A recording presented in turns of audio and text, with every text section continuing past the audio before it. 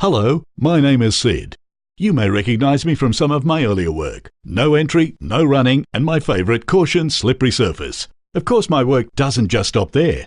I've also done no diving, no pushing, watch out for falling objects, and I've had my share of slips, trips and falls. I've been electrocuted, stood on a cliff, and even been set on fire.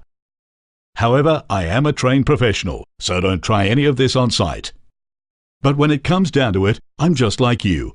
I live an active life. I like to windsurf, canoe, hike, skateboard, swim, hang out with friends, water ski, ride a bike, ride a horse, wear a dress, dive, read a good book, go to work in my pants and sometimes shoot stuff. I keep clean, recycle, and have a massive pair of scissors and a comb. So you could say I've been around a bit, but let's face it, most of the work I do can be avoided. Like wearing a harness at heights in case you fall. Be aware of your environment. Stay away from obvious hazards, and don't stand underneath or in between big things that can squish you. In our line of work, we all need to put a little bit of thought into safety when we're designing a project. For example, wouldn't it be better if the safety switch wasn't located behind two giant fans at the base of an electrical shaft? Or if there was a way of working at heights, without actually working at heights?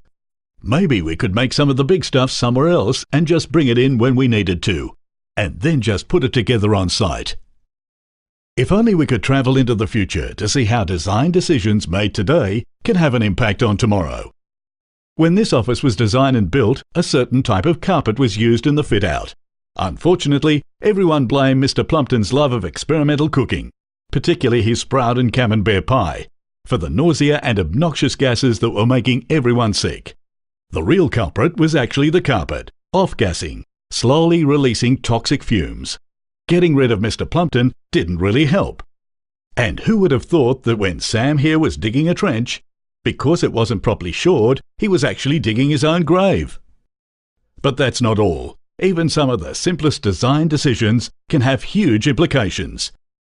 When this hospital was finished, the height of the light fittings and the need for extra bed space meant that the only way to change a simple light bulb was by trampoline.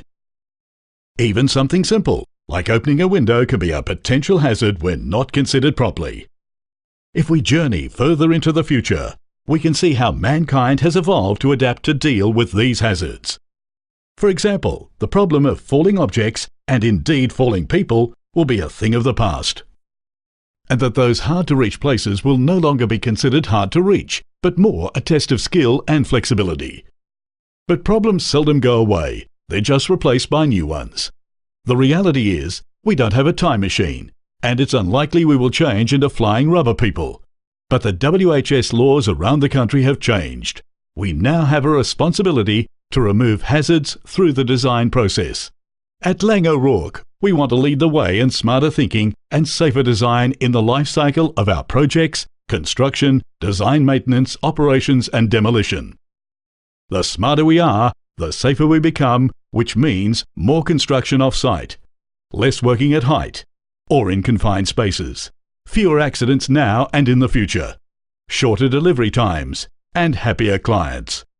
So please, think about the decisions you make today and the impact they'll have tomorrow. See you around and stay safe.